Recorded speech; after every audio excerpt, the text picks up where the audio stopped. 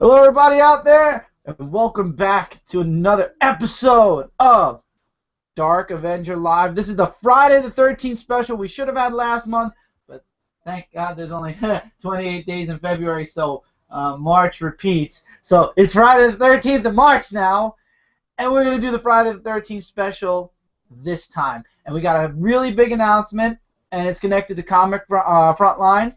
We'll make that announcement later on. It involves Friday the 13th.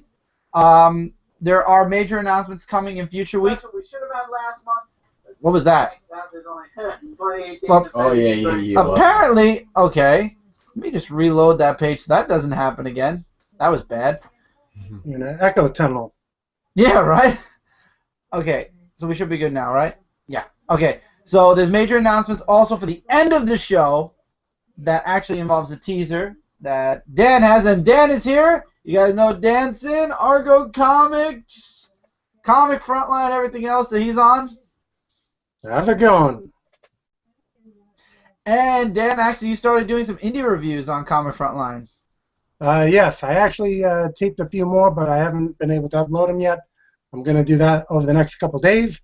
People can look forward to those indie reviews. Birthright, Essex County, Four Horse Friends. What am I talking about? Tune in and find out. That's going to be awesome. Cannot wait for that. You guys know Mike and myself also. You know, you guys know me. This is my channel. You guys know Mike. I'm going to actually open up the comment box. You're going to probably hear tunnel vision again, unless I actually mute it completely. Yeah, I muted it this time. Aha. Okay. So we've got the comments up. We will be checking comments every so often. But it is the beginning of the show, and we got lots of news this past couple of days. And I know Dan and myself are going to have a lot to talk about when it comes to the news with DC Comics. We got comics to give away. Let me show you guys the comics we're going to be giving away tonight. We have Night of the Living Deadpool, issue number 2. We have Hawkeye, issue number 1, and Princess Leia, number 1. And they will be released in that order. So even if you're not watching this live, remember, there are people that already have these books, possibly didn't catch the codes during the live show. If you're watching this and it's not live, I definitely recommend trying the codes anyway. You never know. One code might actually work. It's happened already once. I had somebody message me and say, hey, I was lucky. I actually got this code. I guess everybody watching live missed it, or they had the book. So you never know. Always try anyway. You never know. You could be a winner. So let's start off with it's Friday the 13th. Oh, yes. This is the darkest day of the year. Hey, Dan, have you ever, on Friday the 13th, you ever bump into good old Mr. Jason Voorhees? No, I usually stay away from the lake at that for today. So I haven't... there's a guy at my gym who looked a little bit like him, but I don't think it was him. Just wearing a ski mask, that's all. That has to be creepy, working out next to somebody with a mask on all the time. Yeah, you know, you get some ugly people at the gym. They, you know, try to make up for it with the working out, get the body right. Face ain't right, but what are you going to do?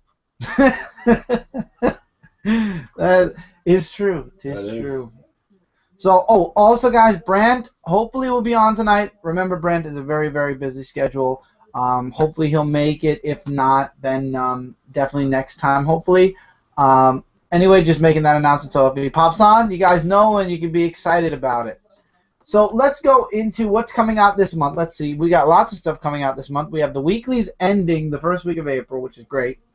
Believe me, it's great at this point. There's a rumor that Batman Eternal is going to have a Volume 2, or a Batman Eternal 2. No. I am avoiding that at all costs, no. Especially after the news.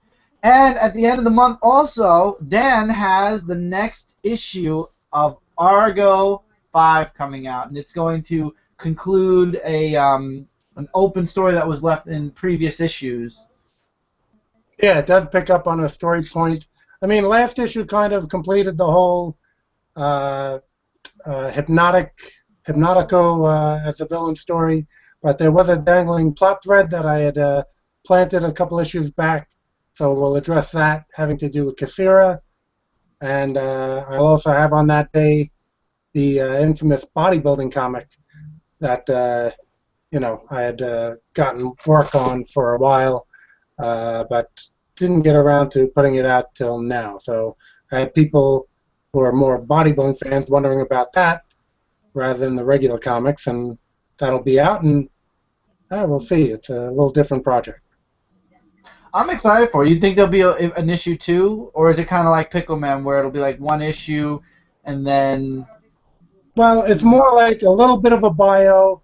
As I said, I had photo shoots at the time when I turned pro in 2008, and then competing as a pro 2009.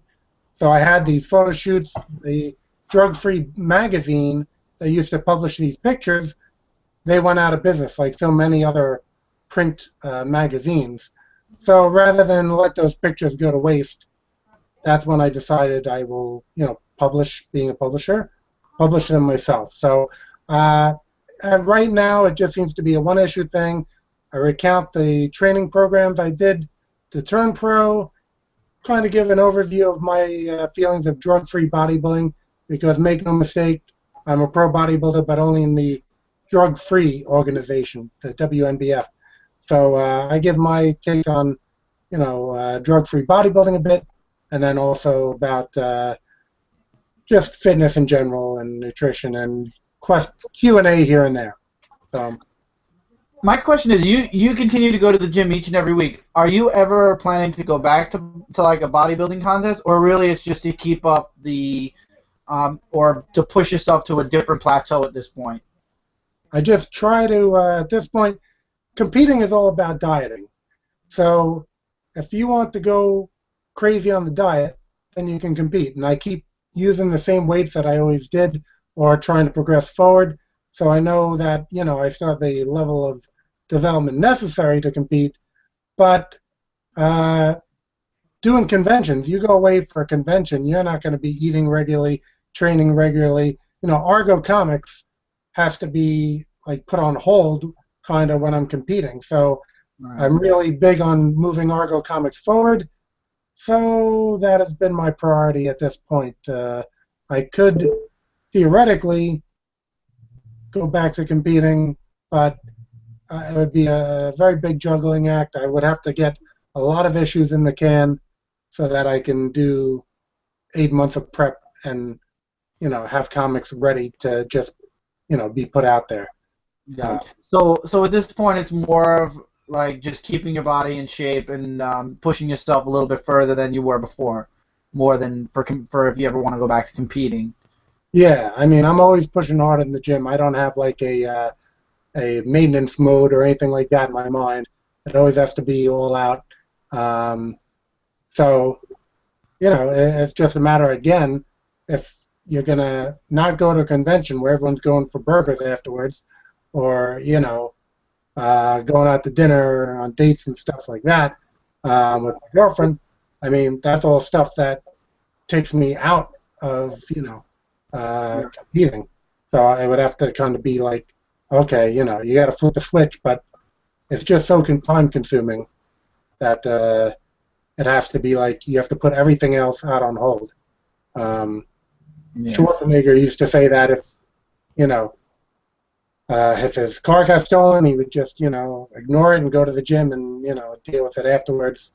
Same thing, I always said that if lightning hit my roof, I just would have to climb up there, put some plastic wrap over it, and get to the gym and, deal with it later. So it's that type of, like, only competing that's necessary, especially being drug-free. You can't coast on anything. There's nothing helping you out.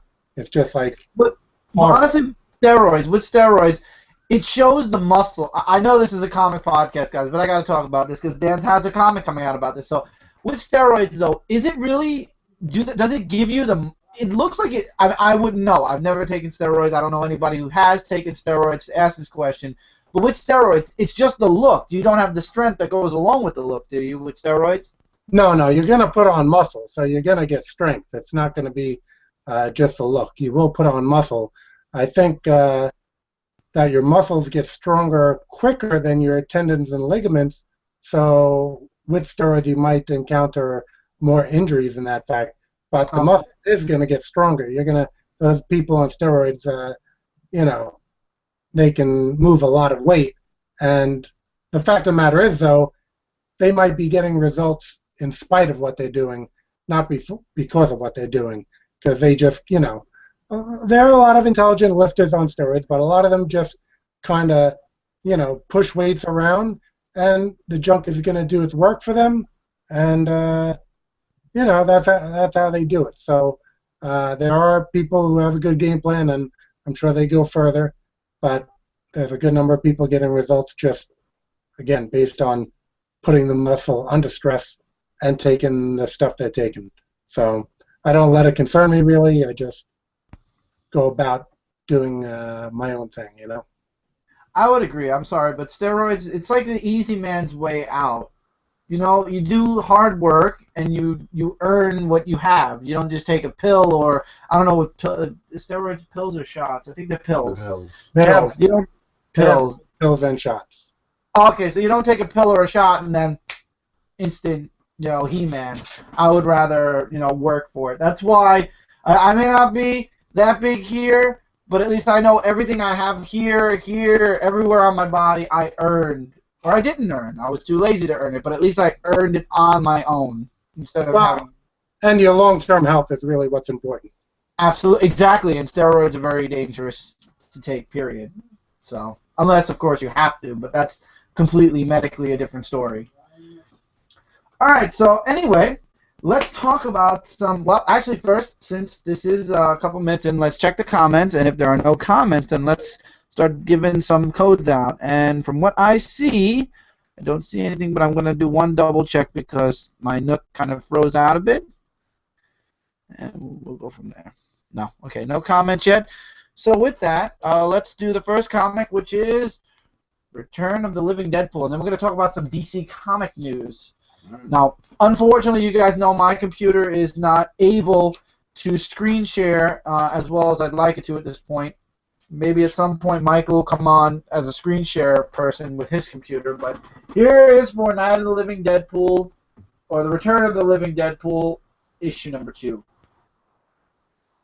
Cullen Bunn does the writing. Varela does the artwork. It's a really nice book. I enjoyed it. Something nice for this occasion.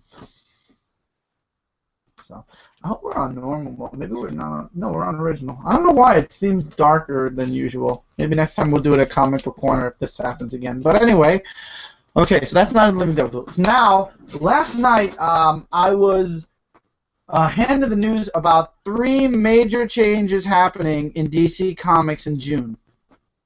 3 characters will be getting major makeovers, and a lot of the comics are going to be connected to the next story arc. With Superman, it's going to be Truth. That's going to be in Superman, Batman, Superman, and I believe... No, I'm sorry, Action Comics, Batman, Superman, and I believe it's going to reach into Superman, Wonder Woman. Wonder Woman, the Finch run is going to continue, which I'm happy about that. And then there's going to be some really weird stuff going on with Batman. And actually in Batman and Superman, there's going to be a real confliction between Batman and Superman. But anyway, new costumes. New costumes were announced. Batman's costume being, in my opinion, the worst.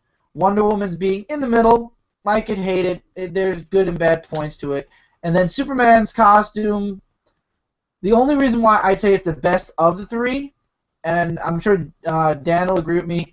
All right, we're going to start with Superman, obviously. The new costume for Superman is like the way they started Action Comics in the New 52. It's going to be a blue T-shirt, jeans, boots, and then the Superman S. Now, the S on the shirt, thank you, Nook. The S on the Superman shirt is actually, it pays reference or homage to the Max Fletcher Superman S. It's the red S with the black background and then the yellow outline on the diamond. And also Superman's hair no longer will be, with the curl. It's basically a buzz cut. And the first thing it reminded me of, and we'll go one by one. We'll go. All of us will have an opinion. We'll start with Superman. The buzz cut reminded me a lot of Connor from pre-New 52. Now, my prediction is Convergence is going to happen and then Divergence. We don't know what's going to come out of Convergence. And this is, I swear to you guys, don't quote me on this. This could be the longest of long shots I've ever predicted and probably wrong. And I did mention it to a few people, and a few people said they'd be okay if this was the outcome, but I doubt it is. It's probably Clark.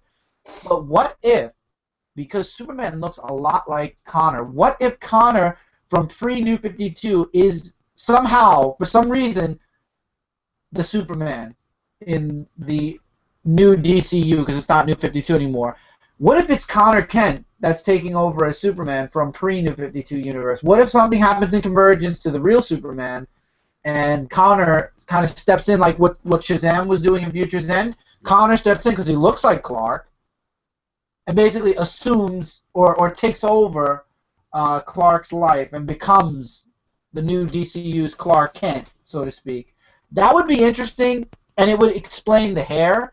It would explain the personality, because apparently on the Action Comics cover, his hands are covered in blood, and it says no more restraint or something. No more holding back. No more holding back. And I don't know.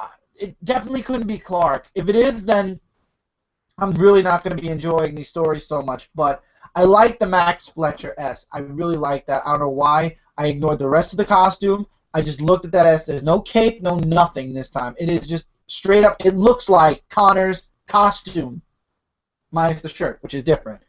And I hope it's Connor, because then I'd be happy for the series. If it's not, I don't know how I'll feel about Clark being like that. Now, before I go to you, I'm going to go to Dan, because I know Dan is a huge Superman fan, just like myself. Dan, what did you think of the new Superman costume and the direction that they're possibly putting either Clark or whoever is taking over as Superman's place? Yeah, like yourself, I like the shield. It does look a lot like Connell or whatever, and you know, I mean, of course, I'm big on the traditional Superman, so I've had problems. I'll say this: it's better than having him in armor. Armor makes no sense for Superman, Yes. so I'd rather have him in a T-shirt and jeans. But still, it's not anything I would want for the long term. And I know for the next movie, whatever, it'll be switched up back to something probably similar to the New 52, simply because, again, that's more in line with the movie universe, and they always want to kind of tie it into that. So I was thinking with the change, I was a lot happier with the change because it shows hope that maybe we'll get, maybe not the red underwear, but maybe we'll get something close to the traditional Superman costume when they change it again. yeah, we can only hope. I mean, the other new costume that they had showed with Ramita, where the sleeves go over the hands a little bit or whatever, that basically to me looked a bit just like the New 52, so I wasn't really enthusiastic for that. I don't know if that's still happening for like a minute. I think they garbaged it. Yeah, no, I think they rubbished that idea because of it could be happening in Superman. Because if you notice in that list, they didn't show Superman, but I hope that that idea was rubbished. I really do. I hope that they really shelved that idea quick. Yeah, it could be happening over there, and then over in Action, we still get the new, T-shirt guy, and then maybe when it's all said and done, they'll figure out which one they want to keep. Yeah. How do you feel about the whole no holds barred, blood on the hands, kind of a more, it looks dark, not darker, but you said it, we were talking about it on Facebook yesterday, the edgier version of Superman. Well, that's what they would seem to, I mean, the preview image of Green Lantern has him in a hoodie, so, I guess they're trying to get a little urban with their heroes and try to say, hey, we're not the cranky old man DC, we're hip and new, and let's give Black Canary a nose ring or something. Probably, I don't know. We're gonna do some wacky stuff just to be like, hey, we're trendy. But we'll just have to play along if we want to. I mean, as I mentioned, I'm not getting a lot of DC and kind of moving over to trades and just following artists, because a lot of times these stories aren't something that I'm really looking forward to. So if they have some great artists that I love, Brett Booth, whatever he's drawing in this new Fallout, I'll be there. So what do you think about the edgy version of Superman? I think out of the three characters, Wonder Woman, Batman, and Superman, edgy doesn't fit for Superman because Superman's never been edgy. He's always been the Boy Scout that even though he never walked the line perfectly, he tried to walk the straight and narrow line 99.9% of the time. Edgy, I don't think works for him. Yeah, well, they're trying to, like I said, I think make him more relatable to today, but in doing so, then he kind of falls into what every other edgy hero is like, and now you have something that was unique about him that's gone. Whereas, Thor still kind of plays that whole nobility card and everything. They don't try to make him, too street or anything like that. So, yeah, DC has made mention that they don't want the comedy like Marvel has in their movies. So it's almost like they're a little bit stuck in the whole grim and gritty thing, and maybe that's what they feel majority of people are looking for, but seems like from social media it doesn't seem like what people are looking for. I agree, and the statistics in the movie show that you need comedy. Life is comedy. Life is tragedy. Life is a lot of different things. It's not just serious, dark, gritty stuff. There is some light. There is some humor. There is some happy times, and I think that's why when I watched Man of Steel, and we will do that one day on this channel. I promised everybody I would. And Turtles. I didn't buy that Blu-ray just to have it sitting there looking at me. But with Superman, there were so many open opportunities for a good, nice humor moment. And even the S scene where Lois is like, what does the S stand for? He's like, it's not an S. And she's like, that's an S. That was funny, but it wasn't humor.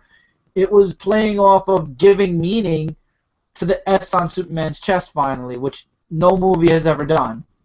They've just basically put it out there that, oh, the S stands for Superman, I guess, right? And it stood for the House of L. But no, Man of Steel had to go a step further and say it stands for hope. No, it's an S. That's all it is. It stands for Superman. The Siegel and Schuster family, I'm sure, said the same thing when they created Superman.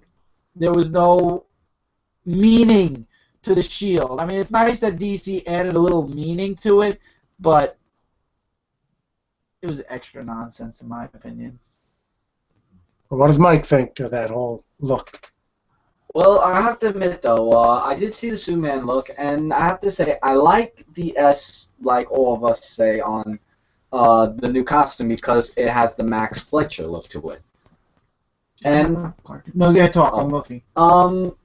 Like, I don't feel that the pants were necessary. The jeans. You mean. Like the jeans and stuff like that. I mean, you could have at least put the cape on the guy because the cape was, Superman throughout all of history. Even it's in like, the New 52 right, action, he had the cape. It's like, without a cape, it's not like, we're flying, because usually it's the cape, because usually the cape represents, flying and everything. Like, I mean, it does look like Connor because I have seen what Connor looks like pre-New 52 and the New 52 of the DC Universe.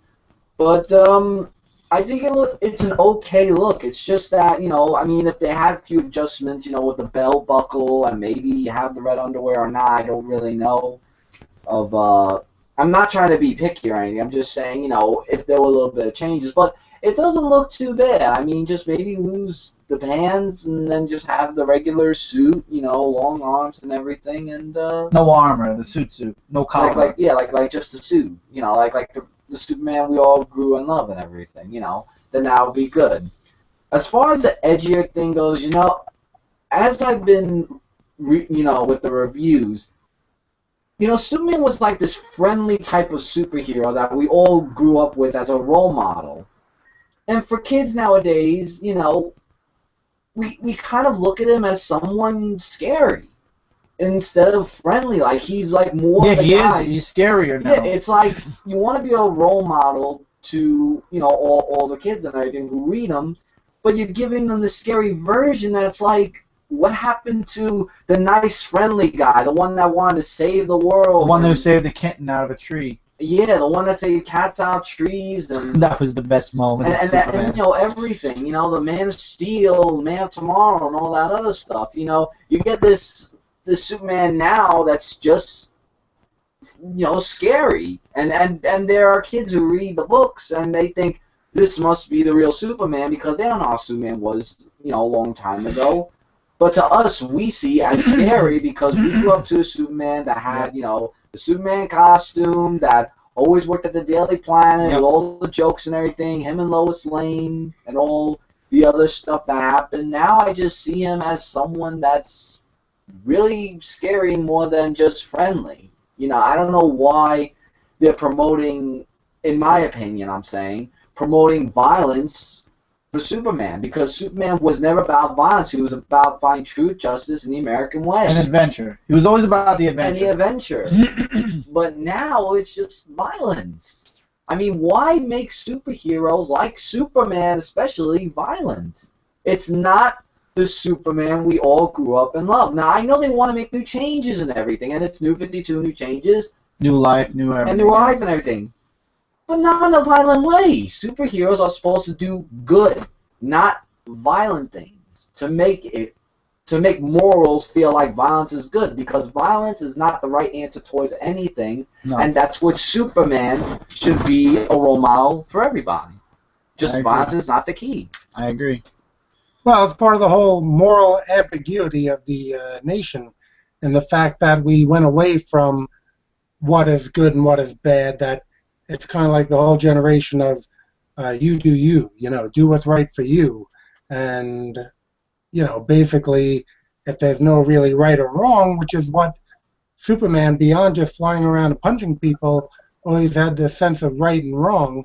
Since that has kind of gone out of style, it seems like the comics don't want to address that for him either. So now instead of, Spider-Man also held that position in Marvel, which made him special over there, and the fact that he wasn't the most powerful, but he always had this sense of right and wrong, this moral compass, and that has gone out of vogue. So in that respect, he becomes a guy who flies around and punches people, and not really the icon of truth, justice, and the American way that we've been brought up with. I agree, definitely. And all right, let's move on now to. I will get the shirt if they do make the new logo, the black Fletcher shirt. I will definitely be getting two of the shirts, probably one to wear and one just to have. I have to say, Mike pointed out a good thing in the fact that there are no capes. So first, they did away with the trunks with the new 52. Now maybe second phase is no capes, and before you know it, everyone will just be shopping at Old Navy or something for their costumes. It'll be like the fashion universe for DC. The oh god, what universe was that? The Mine universe? I forgot. It was in Multiversity. I don't know if you read that one, Dan. Yeah. It's gonna be like that one. That'll be it. All right. So then now we've got Wonder Woman, and Wonder Woman's costume, like I said, it's in the middle. I don't hate it, but at the same time, is it perfect? No. I don't like the spikes on the. You guys know her wristbands. There's a big old sword spike on it now for both hands. I'm not a fan of that. The coloring I like. The whole outfit itself I like. I know people either you love the pants or you hate the pants. She has pants again. I wasn't one that really hated the pants. Sue me for not hating the pants. It didn't bother me, skirt or pants. So her outfit, I really don't mind. It doesn't really make me not want to read her comics or want to read them anymore. I am already reading the Finch run. I am really excited for the Finch run. I'm enjoying it. I love how they threw Donna Troy in now. I really think that this series has a lot of promise. And reading Wonder Woman, Superman, Wonder Woman, I'm not going to drop either one of those titles. I think her costume's okay. It's nice coloring. Very red. It's very red this time. If you want to see pictures of the costumes, you can go on comicfrontline.com. And on comicfrontline.com, it's one of the newer articles. Jay, if you are watching this live show, which hopefully you are, or you're watching it later on, you could leave a link in the description if you, in the comments below if you don't mind linking to that article, or if it's not there when this video goes off live, I'll put it in the description. I'll probably put it in the description anyway, so you guys will see what we're talking about. So Wonder Woman's costume. I think you lose the spikes on the gauntlets.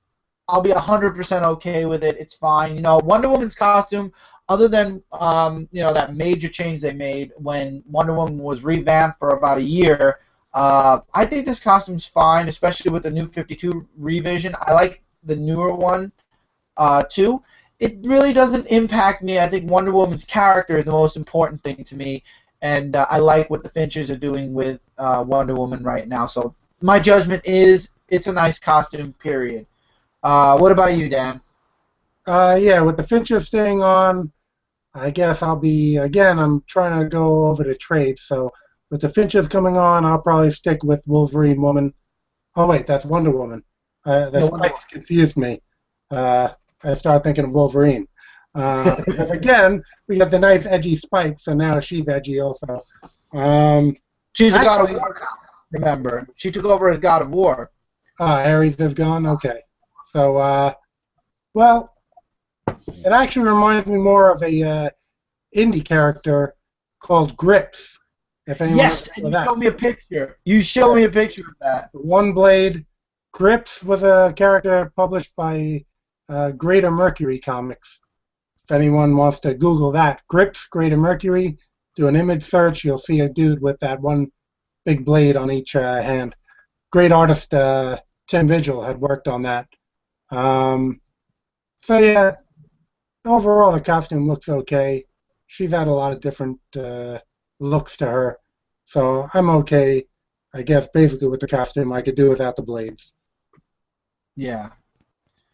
All right, so basically the same as me then. As far as her story goes, it looks like they're moving forward with the Donna Troy story, by the way, with her dealing with stuff on the island. So I'm okay with that. There's really no major change to her character from the New 52. They're basically just moving the character forward. So really, unlike Superman, where they're making him more edgy, Wonder Woman's just following in that straight, exact path that she's been on since issue 1. Or since the Finches start, so there's really nothing more to say, except that her relationship with Clark in Superman Wonder Woman is being put to the test now, which I'm hoping leads to a separation or something, because I don't know, how do you feel about Wonder Woman and Superman being together, Dan?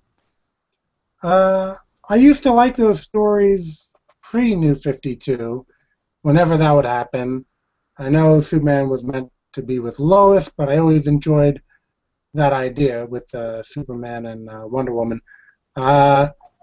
So, again, as with everything New 52, it's been based on art. Tony S. Daniel was great with that. Yeah. I know they have a good artist continuing. I'm forgetting at the moment. He had done Justice League. But, I forgot. Yeah, I mean, I'm down, again, just for trades because I'm not really keeping up with stuff as of late. Gotcha.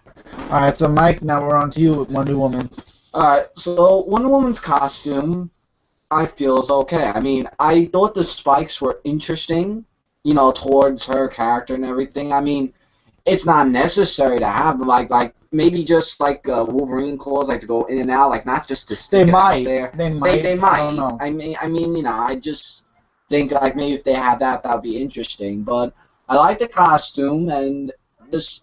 It seems like the story is going to have great promise towards it, whether it be, Wonder Woman and Superman together or anything else. I mean, she is a goddess of war, so they have to make her look like she's ready for that battle. Like, anything that's thrown at her, she's, like, ready just to do the task. Why. Yeah, I think it's a whole... Which is why I feel that maybe they put the long needle or the spike. That's what I meant to say, the long spike for both her arms. She actually reminds me of that character from Mortal Kombat. I think his name is Baraka. Oh, yeah, with the two blades. With the 2 blades, yeah.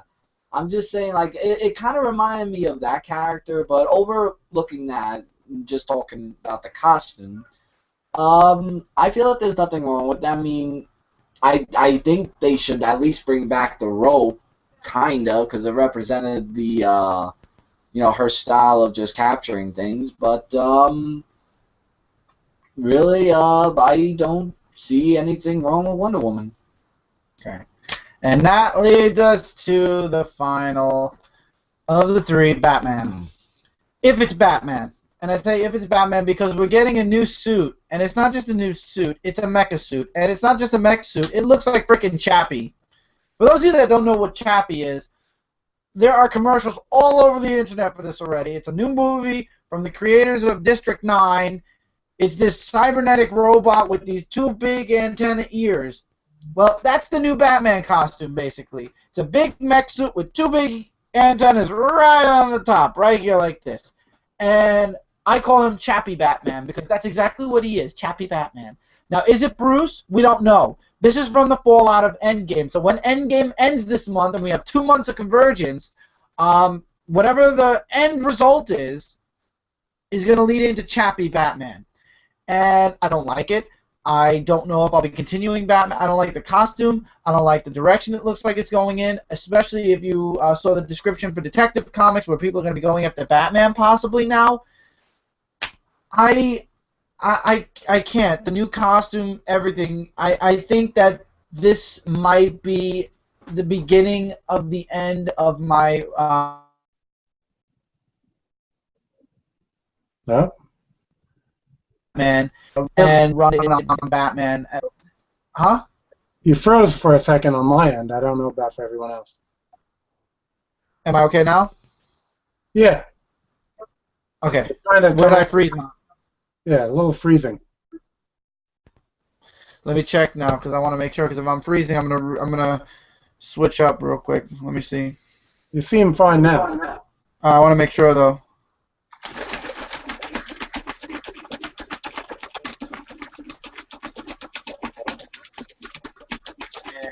And running on Batman. Huh? You froze for a second on my end. I don't know about everyone. I'm checking to see. Are we good now? Am I okay now? Yeah. Okay. Yeah. Whatever it is, it stopped. Okay, so it stopped. While we stopped, Tim Marston. Yo, what's up, Chris and Mike? Thanks for the show. Glad you're here, Tim. Hope you're having a great time. So like I was saying, I can't be invested in this new Batman. I can't. I don't like the mech suit thing. I don't know who the new...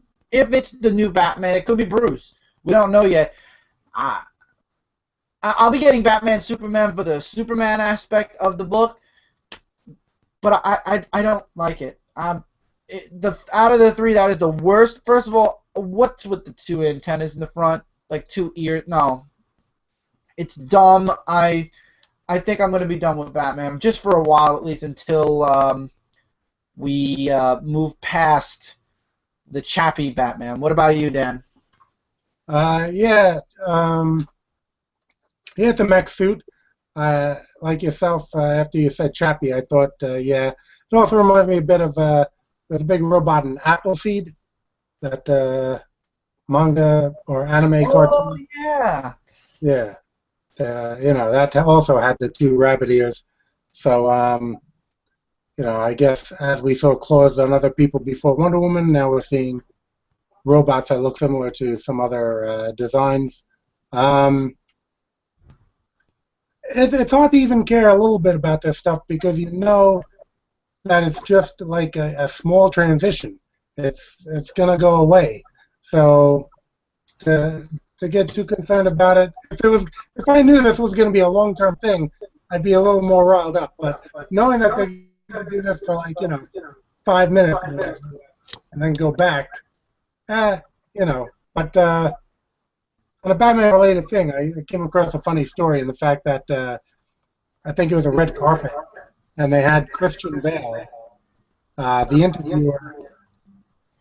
Are you getting like an echo?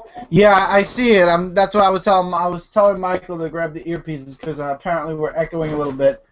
So I'm gonna fix that for a little bit. It's Google Plus. Google Plus has been really screwing around lately, and it's a pain. But I'm about to fix the echo, so you should be good now. Okay. Yeah, like I was saying, there was a red carpet, and the woman was interviewing Christian Bale and asked him about this new Batman Superman movie, and Christian Bale kind of responded that he was a little bit jealous of Ben Affleck to be Batman in this new movie. He thought it was like, he kind of felt that it was his character to some degree, and he had some, a little bit of regret being separated from the character. And I guess due to his new movie, Michael Keaton happened to be on that same red carpet. And the reporter said to him, it seems like Christian Bale's a little bit sad about not being Batman. Do you have any of the same feelings? And Michael Keaton said no. And she said, really? Why not? He goes, because I'm Batman. Yeah, that's a perfect answer. Because he is Michael Keaton. In my opinion, to this day, his two movies, Batman and Batman Returns, and I saw there are comments. I will answer those momentarily, guys. He is the definitive and true Batman in the movie franchise. I'm sorry, I did not like Christian Bale's Batman.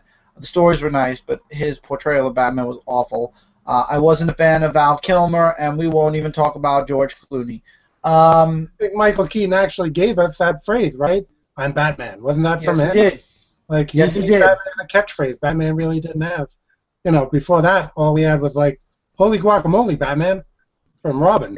Yeah, exactly. That's all we had. Yeah, Now we got something. I'm Batman. So. But somebody left a comment, and I want to talk about it. It involves Batman. Then we'll go to you, Mike. First of all, we got Nick, who says, hi, guys. Hi, Nick. And then we got two from Ryan H. Ryan H. I bet Commissioner Gordon is the new Batman. And then the second comment said, it's got police lights on it. I didn't even notice the police lights on Chappie Batman. I will definitely look it up after the show. But, hey, maybe it could be Commissioner Gordon. You never know. It's true. And then Nick asked, what do you guys think of the title of the first Star Wars spin-off, Rogue One? I'm looking forward to it. It might involve Rogue Squadron, so I didn't even hear about this till now, Nick, so I'm going to look it up later. But if it's Rogue Squadron, I'll be all over that book because I love Rogue Squadron. So, Dan, anything else you wanted to add about Chappie Batman? Yeah, no, there's nothing. Like I said, I'll just write it out and wait for him to go back to whatever he's going back to. Yeah, I think that's probably what I'm going to end up doing, too. I'm going to skip out on it. And then I'm going to come back. I did jump back into Green Lantern, guys. I will be getting issue 38, 39, and 40. I will be continuing it in June. I like the hoodie, but again, the hoodie I think is more of a disguise to hide him while he's hiding in the galaxies. But anyway, let's go back to Chappie Batman, and let's go to your opinion.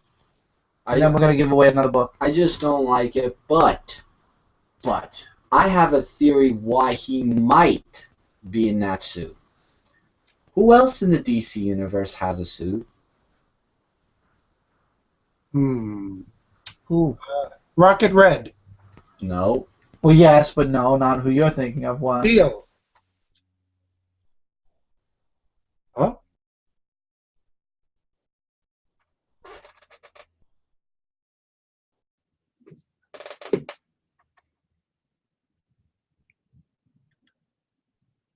Waiting for people to join this video call. I think I'm off this, or you guys are off this. One of us is off this. That was weird. Huh? I said waiting for people to join. I thought maybe Brand was coming. No, apparently this is why. I'm sorry, guys. We accidentally started using. We did the Hangout today on Google Chrome. Usually we do it on Mozilla because Google Chrome gives a lot of problems. If this happens again, we'll switch over or we'll just ride this out. We only have another hour. But what I was saying. But what Mike was saying is before we got cut off was Lex Luthor. Now, we all remember how Lex Luthor figured out who Batman is. Right, and Superman, he used that suit, that green suit against Superman with kryptonite and everything. What if Lex Luthor was behind us? Because if you haven't noticed, Bruce Wayne and Lex Luthor have been growing very, very close to each other after the whole, thing has been going on and that Batman's been trusting Lex. So what if Lex was behind all this to give him the suit to give him a more meaningful tone to him like it did to Lex? But it turned out to be something wrong where that's why he's wanted, that's why there's so many things about it. I think Lex might be behind the whole thing because when I saw the suit, and I just thought of this just now, thinking the only guy I remember in a big suit was Lex Luthor. And I think he might be behind all this because, a leopard never changed its spots. He may be good and all that, but what if he's doing something towards Batman to make him go from being a good guy to the most wanted vigilante on the streets. Jeremy Renfro, he says, how is everybody doing tonight? Hi, Jeremy. Great to have you on here. And Nick asked 2 questions, which I'm going to say no to. Detective Comics Endgame, we did not get that, and we haven't gotten Justice League Throne of Atlantis on DVD yet. We might at some point. But anyway, hi, Jeremy, and no for Nick. Yeah. So these are the major changes. What do you think? Like, do you think that's a good theory, or it's a very good theory that it has something to do with might Lex be. Luthor, but it's also a good theory that it's Jim Gordon. Again, we're just gonna have to wait and see. But Yeah, I'll be not honest, like a I think when it comes to this, I'm gonna sit out when it comes to Batman this time around, just because I don't know how I feel about the Chappie Batman suit. So for now, I'll let it play out, and then I'll jump back on Batman. Batman's not something I have to read every month. Same thing with Green Lantern. I had no problem dropping that. My only book that I've never dropped, no matter what, even when I did kind of drop it for a time, I ended up going back to it, was Superman, because I couldn't drop it. Superman is the character that I will ride out any storm until they fix him.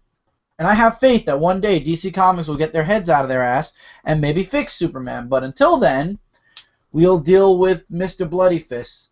So, and Wonder Woman, it depends who's writing her. The Finches are amazing. I love David Finch's artwork, and Meredith Finch is a really amazing writer. I love her work. On Wonder Woman, I'm loving her Little Mermaid. I loved her Tales of Terror. I believe it was issue 2 or 3. Look it up, but she's written really good stories for Zenescope as well. So as long as there's a good writer and a good artist, I'll be getting Wonder Woman. If not, I won't.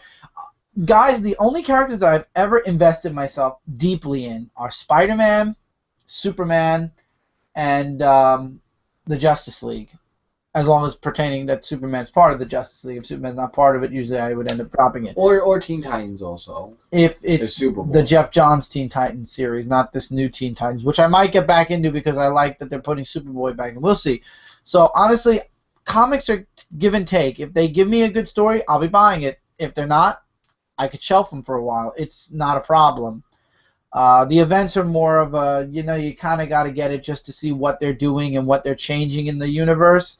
But when it comes to single issues and character spotlight issues, it just all depends on what the story is, who the characters are, and who the artist is. I think art is very important because it's very easy to get turned off of a book if you don't have a good artist or an artist that belongs in that specific title doing the artwork. A perfect example is Jay Lee on Batman Superman. The artwork didn't fit for Batman Superman for me, and thus turned me off to the book until, of course, now we have other artists doing the artwork. I'm picking it up again. It's just hard. You got to get a good artist or somebody that will draw as close to what we're used to seeing when it comes to superhero comics or whatever comic series you're reading as possible. And Jay Lee has a very, very unique art style.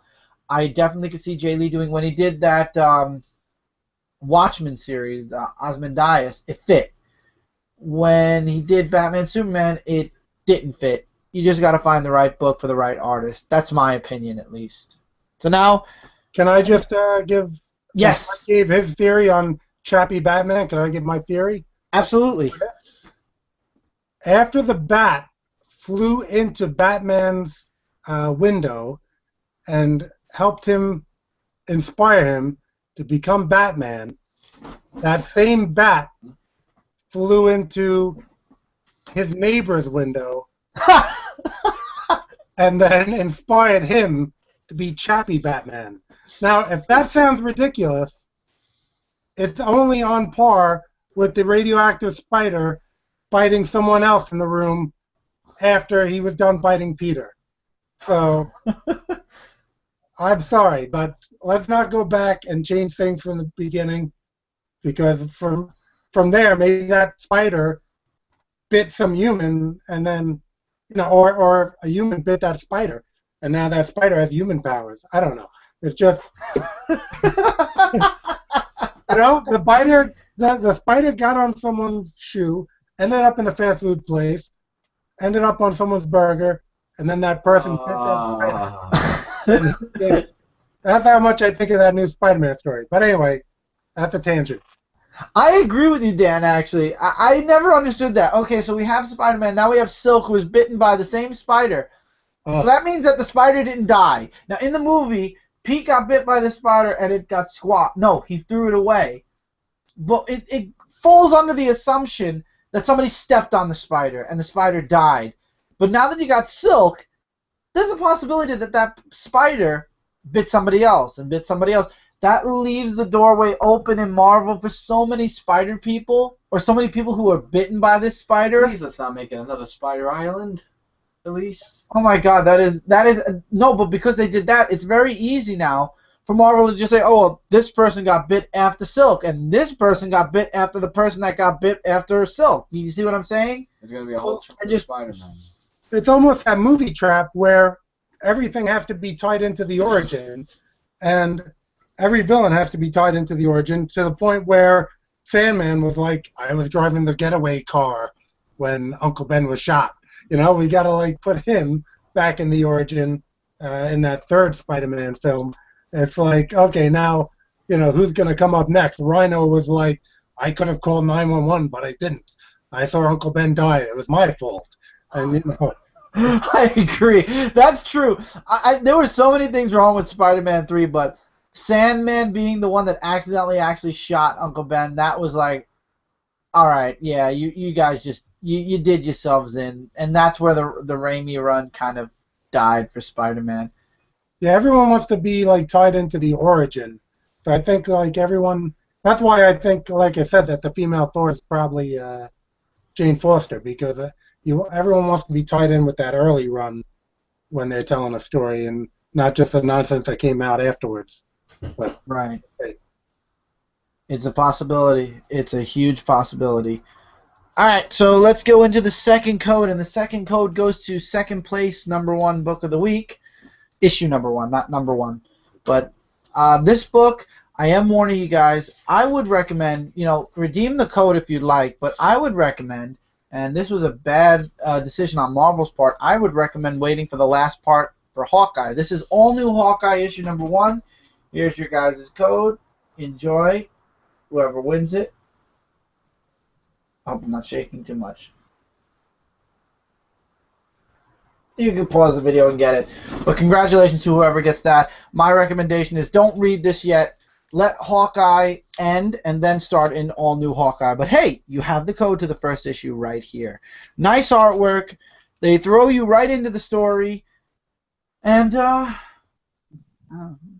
it was there. It was a nice first issue. I need to see more before I can definitively give my judgment. However, the last book we'll be giving away, which is this book, I won't give the code yet, but this book definitely has promise. It's a mini-series, and it holds a lot of promise for the whole series in whole, the whole mini-series. And it just spoke more to me than Hawkeye did this week, or last week, because now the new books are out. All right, there is one thing. Now, this is Friday the 13th. Friday the 13th. When you think Friday the 13th, what do you think of? Jason Voorhees. Yeah, but what do you think of? Oh. Now say it. Yeah, Jason Voorhees. You got Jason Voorhees. There's your Funko Pop Jason Voorhees figure. We'll be doing a spotlight on this. Hopefully, it'll be up before 12 midnight. You were supposed to give me a sign for this. I did. You did not. On Comic Frontline before the end of Friday the 13th, at least on the West Coast, because this show will be over by 11 if we do the spotlight and then upload it. Probably 11:30, and you guys won't see it till tomorrow. But at least there'll be a spotlight on Friday the 13th for Jason. So, Dan, you're not into the horror movie genre too much, right? No, I can't say that I am. Have you watched any horror movies, per I se? think I've seen, I don't know if I saw them completely, those early Jason movies. Yeah, I mean, I like monster movies, but not necessarily horror movies. Okay, so let's go with monster movies then for you. What monster movies would you per se like? Which ones would you say you've watched over the years?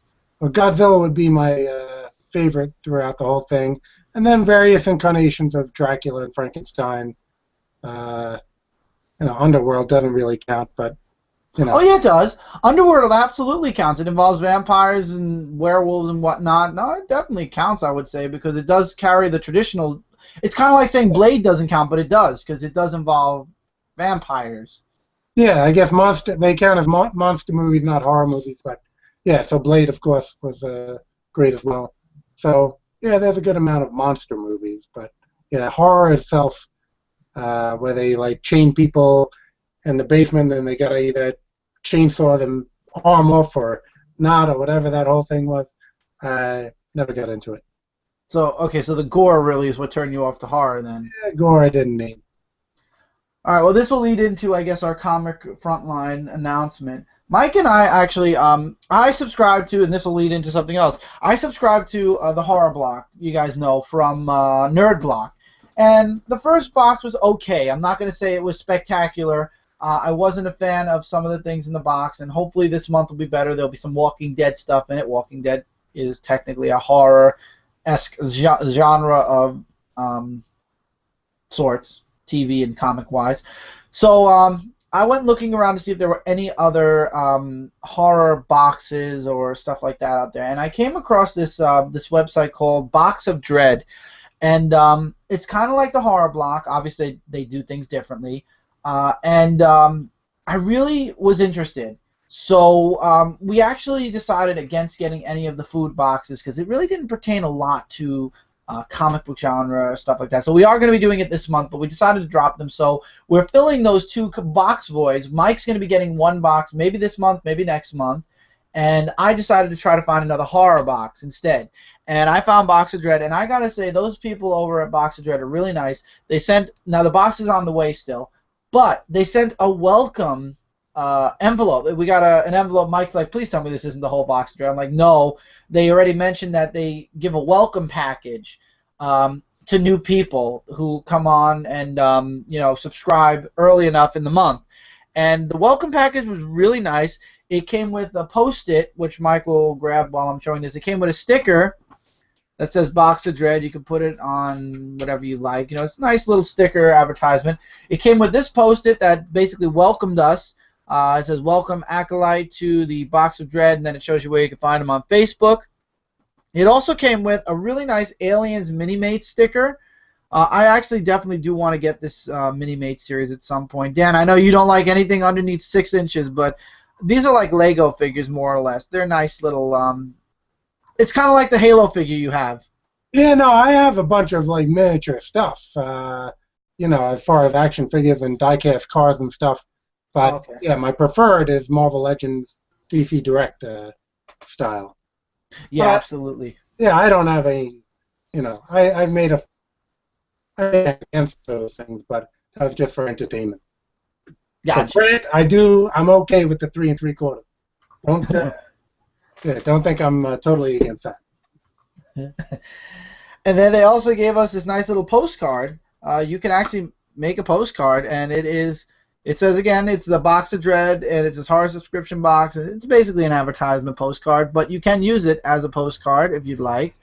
We obviously won't because we don't really do postcards. I mean, we do emails and stuff, but it's a nice little postcard, something nice. And then the last thing, this actually came in last month's Box of Dread, and you know, I always do my homework before subscribing to any box. I look into previous boxes, and this actually came out in one of the previous boxes. It says Aftermath on it. It is a mask. I forgot what movie it was from now. I think it was Zombie World or Zombie something, and it actually came with one of the what do you call it, things that came in the previous horror block. I don't know if it'll always be the mask. It might be something different. Maybe every month it'll vary. You know, something from the previous block that they had extra of, they'll put in the welcome package. So if you don't get the mask, let's say you subscribe after watching this and you're getting the April box and you end up not getting the mask and you get something from the March box. I don't know how it works, but I like the mask. I thought that was a little nice touch I thought it was really nice that they did that. None of the other subscription boxes that we subscribed to did that. And I think that they really were nice enough to, not only are we subscribers now, but they actually went out of their way to send a welcome package to us. So that was really nice. Yeah. There actually is something I want to mention about Hero Crate, but I'll mention that later on because right now we're staying in the horror genre. Mike and I decided, you know, it's Friday the 13th. Friday the 13th. We were going to do a Friday the 13th special today, Unfortunately, we voted against it last minute, and beside the point, the DVDs never made it here anyway. But we were going to watch Friday the 13th possibly. We weren't sure. This was just, we were chalking around ideas. So we decided what would be a good idea, what would work for Friday the 13th. And when is the next Friday the 13th? Well, the next Friday the 13th is in November, which is about 9 months away. We're in March, April, May, June, July, August, September, October, November. 8 months away. So we're going to start a series for the next 8 months. Now, it's not going to be every week. It might be every other week. It might be every 3 weeks. We don't know. Maybe it'll be every week. You guys remember Mike's DVD review? We're not doing that. Don't worry. We're going to be doing, well, I don't want them to think we are. Yeah. We're going to be doing the search for the scariest movie in America. Some of the movies we'll watch in the series that Michael came up with, at the movies. We'll watch some maybe through a live show. We might do some movies on Media Madness. We'll get Kat and Jay and the others on Comic Frontline involved and watch a horror movie. We did Aliens. And we did also the other movie. Ghostbusters? No. Wow. A Poltergeist. We did Poltergeist? Yeah, we did Poltergeist on here. I'm sorry. Yes, we did. The Halloween special, right. Or we might just do a movie review, which is kind of like a DVD review because we'll show the DVD. But we are going to be going through a lot of horror movies in the next 8 months. And we got the Friday the 13th line. And don't think we're doing just the ones that have a cult following. Don't think we're doing the ones looking just for the scary. We're going to go through the bad, too. There's Jaws 2, 3, and... Well, not 2, really. 3 and 4. There's... Well, we're not doing Scream. And we're not doing Chucky. We're not doing the stupid ones. There is one movie that I am looking forward to seeing. Which one? The one that I showed you No. The Gate. That's the one I was talking about! Yeah, that... Oh my God! After seeing the trailer, I showed when I was a kid. Okay, there's a story behind this now. Go ahead. I'm not telling any of you parents. My mom was very, very careful what we watched. But as we got older, we got sneaky. We got very sneaky as we got older. And my mom is a horror fan. She likes horror movies. So I found a VHS that said The Gate, and I watched it. It wasn't that scary. For me, now, I watched the Dark Avenger movie, and as a very young child, that was very creepy, and from what I hear, it gave me nightmares, but it was what it was, everybody. Anyway, The Gate I really liked, but again, it gave me nightmares, but I liked the movie. I wasn't afraid of the movie. I wasn't even afraid of Dark Avenger. I just thought it was very gory, and gore, when I was younger, I couldn't really take it. I didn't like it. It made me sick, kind of. Not sick like, but it was like, ew, stupid. So, but The Gate didn't really do that. It was a really interesting horror flick that I liked it. And unfortunately, when my mom found out we found it, she got rid of the tape. So I haven't seen the movie in well over about 15 years. I never saw the movie, but from what you showed me from the trailer, that's gonna look like a good scary. So we got The Gate. It's going to be part of the haul video, which the haul video is going to be late because Mike's book shipped a day late, so they're going to come tomorrow. It's okay. The reviews will be on time, and I still have to download some digital books anyway. I hate that because I want some to read on my Fridays. So we're going to be doing that. If you guys have any recommendations for any horror movies that are out there, let us know in the comments below, and we'll probably be making an announcement video specifically for Comic Frontline about the event. So you'll be able to comment on that video too. But if you have any scary movies, any movies that you think we would be scared of, I'm not going to tell you guys what we're picking. The Gate Michael mentioned, and that's because it was a movie that I got that. Right, and I mentioned a few movies, but we'll be doing movie reviews, we'll be doing watchings and then reviewing it. But mostly it's movie reviews, and we're going to be looking for the scariest movie in our opinion. By the way, it's in our opinion. And I know there's a lot out there. There's Saw, which we're not going to get because that became like one of those every Halloween books. Really? Maybe Texas Chainsaw Massacre will get one of them because I heard they were all kind of stupid. No. Texas Chainsaw Massacre? We'll see. Maybe one. One. Right, there's like 20. Because we're doing the bad too. Yes. And no Jeepers Creepers. No, we are not doing Jeepers Creepers. That was stupid. The first one was just no. So if you'd like to offer any suggestions, because I've been looking nonstop on Amazon for a lot of different horror movies, and I came across a lot. I mean, they had Nosferatu, but I don't want to do silent flicks, silent horror flicks. So, but we did get a lot, and we will be covering a lot. And I don't know, maybe we'll convert some of you guys to horror junkies, and maybe we'll become horror junkies. I don't know. I'm really not horror. The only reason I got into the horror box and the box of dread is because we were looking for subscription boxes, and out of the whole family, myself and my mom are the ones that really can take horror. I can take horror. You could take it too, but you don't watch it as often as Mom and I did back in the day. So I could take it a little bit more. I don't mind it. And when it's done, like now with Dan, I agree with Dan. Stuff like Halloween, Jason, like Friday the 13th, Exorcist, Nightmare on Elm Street. It's just creative ways to kill people. That's what the goal, I feel, of the movie is. How is Jason going to kill these 14? How is he going to kill these 14 teenagers? And how is one of them going to survive? And are they going to die at the very end of the movie anyway when Jason resurrects himself somehow? Michael Myers, how is he going to come back, or who's he going to be, and who's he going to kill? How is he going to kill him? Same thing. Freddy was the most creative, though. Freddy attacked people in their dreams. So Freddy Krueger was kind of like that. They could get really artistic with the way he did it, but it really is Gorefest. But it's that's really what it is. Genius way. I don't know about genius, but no, now don't get me in the wrong way about the whole violence thing. I'm just thinking the movie wise, because we all know it's acting. I'm just saying the creators who came up with their genius for the character. Right. You never know. More specific. But now here's a question for Dan. Dan, would you consider Godzilla a horror flick or more of an action flick? I don't know if there's a separate category for just monster movies, That's a good question. Yeah, just monster movies. I think, in the broader sense, if you're going to go into a movie store, they're probably going to put it under sci-fi. Right. Probably not under horror. They'll go into sci-fi.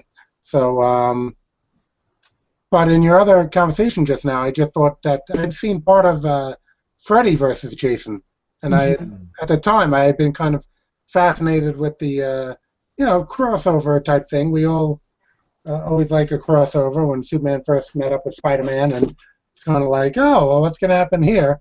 For whatever reason, I was rooting for Jason. So I guess being that he was there a long time ago, and he had more of a, you could have sympathy for that character where you couldn't really for Freddy. So, right. Yeah, but I guess Godzilla would be, like I said, if sci-fi, but if you want to further delineate it into monster movies, he's probably in there. Gotcha. So you did watch Freddy vs. Jason at least. So if we ever did want to watch that, you could probably jump in on that and give commentary on that movie. Yeah, I did see. I don't know if I saw all of it, but I did see at least when they were fighting or something. And only one will win. Yeah. Yeah. So that's our comic Frontline idea that we're going to be doing. We're having a lot of fun with the with the idea. We've been pitching it around for the past week. We got a nice amount of DVDs. We own already a nice amount of DVDs. We're going to still be buying more as the months come on. We have 8 months, so we've got lots of time and lots of we could spread out the buying throughout. But like I said, feel free to leave recommendations below. Now, Dan, I have to tell you about one subscription box that you might be interested in for the month of April only. And the good news is it's not a monthly subscription. I'll explain. Hero Crate announced today their 9th crate. Hero Crate is a subscription box, but it's not. Every month you have to go on the website and buy the crate. They don't do a monthly takeout. They don't take out monthly subscriptions. You have to manually go on the site every month when they announce the new crate and buy it again. There's no profiles. You can't create anything. You basically go on and buy it. If you like, for example, they're on crate 9. If you like crate 9, they give a little teaser of who it's going to be, and you can figure it out. It's very easy.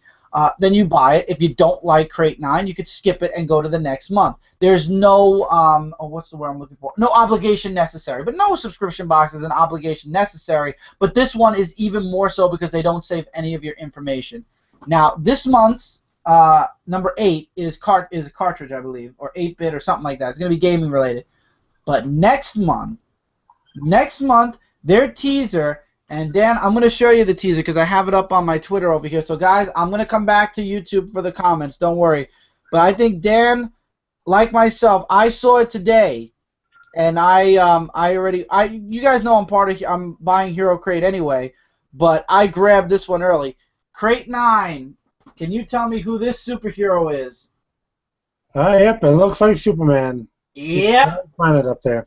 Yep, and every crate has an exclusive shirt and a bunch of swag from the superhero. So I already put in. I am getting crate 9.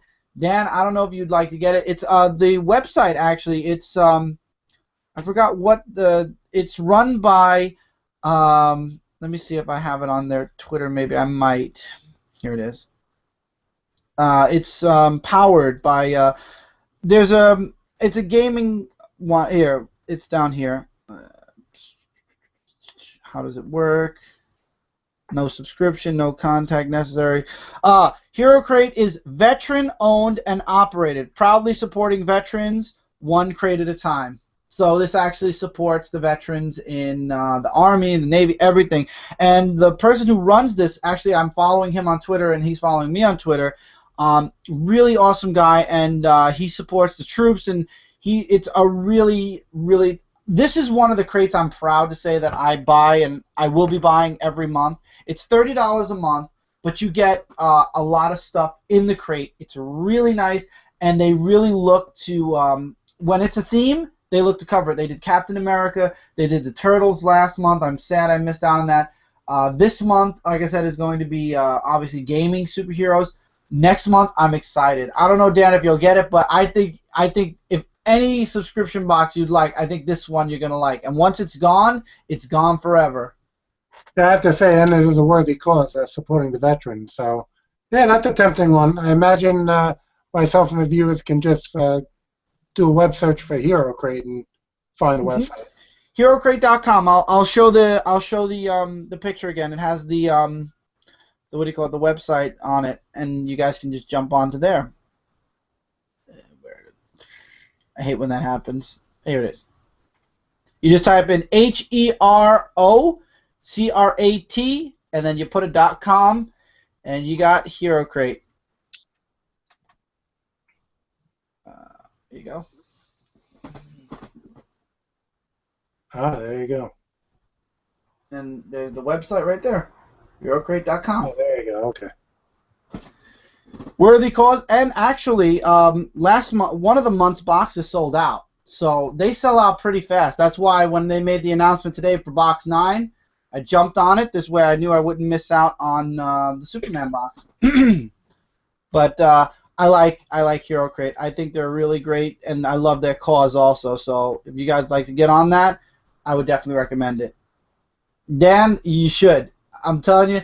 I mean, I don't push you to buy anything, but I know how much of a fan of Superman you are, and these people, they've done Funkos, they've done, I believe, action figures. Their shirts are really good, and they get lots of nice stuff in their box. Yeah, I'm just wondering if they're going to send me a new 52 Superman figure.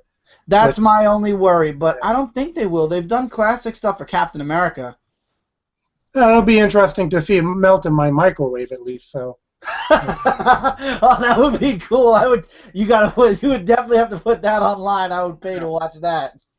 So if they give me the real Superman, then I'd be all about it. But yeah, no, it's still a worthy cause. So probably worth plunking down the money, hoping for a good shirt or something. Yeah, hopefully. I'm hoping, my fingers are crossed for a good shirt, because I've seen their shirts and most of them are great. Sometimes it's like, but you know what? It's not as bad as some of the other shirts we've gotten in subscription boxes. All right, so let's see some comments.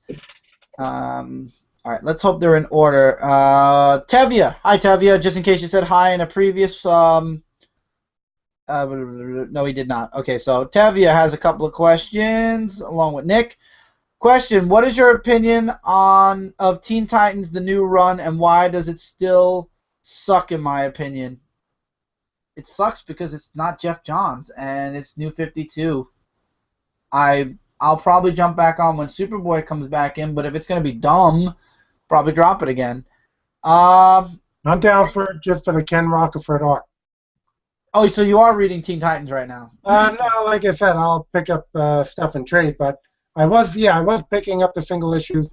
Again, being that most of the stories don't interest me, Ken Rocafort, great artist, so that would have been one of the ones I was picking up. Gotcha. And then Nick asked, and I guess this is for all of us, are you guys looking forward to the Daredevil Netflix series? I am. Dan, are you going to be watching it? I don't have Netflix, so I will probably buy the DVD collection, I'm guessing. Oh, yeah, there'll be a DVD collection, absolutely. Yeah. So probably going to work it like that. Gotcha. And then Nick asked, is the Teen Titans run better than the last one? Nope, it's still pretty much going in the same direction, but we'll see how it goes after June, during June, after May. Tevye then asked, what is your opinion of Chappie and Powers, the live-action TV show? Didn't watch Powers, don't plan to. Chappie, I'll wait for DVD and see what everybody else thinks. Any thoughts on either of those movies? No. Dan? Yeah, Chappie, maybe I'll see. I like the original Heroes, Save the Cheerleader, Save the World, the whole bit. Mm-hmm. So, what is the new one on? Is that on regular broadcast TV or? No, the Powers one or the... Oh, Powers. I thought you said Heroes. No, Powers again, if I see collection. I read that original thing, Who Killed Retro Girl, and it was good, but, so many comics to read and buy, it fell by the wayside. Gotcha. All right. Now, I believe this one is Tevye again? No, I'm sorry, it's not Tevye. We just did Tevye. Oh, wow, it updated. Hold on. Wow, that's cool. We did Chappie. Which upcoming series for DC post-Convergence has a creative team that you guys don't like? Don't know yet. Have to see. It depends on the story. Sometimes creative teams can be really good or really bad depending on the story. And to be quite honest, I need to see what DC's planning. I don't want to read too much into it because I don't want to get too nervous. You know what? I feel like the more I'm reading into it and the more uneasy I'm getting with certain things, it's turning me off to the big, not comic books, to the big two.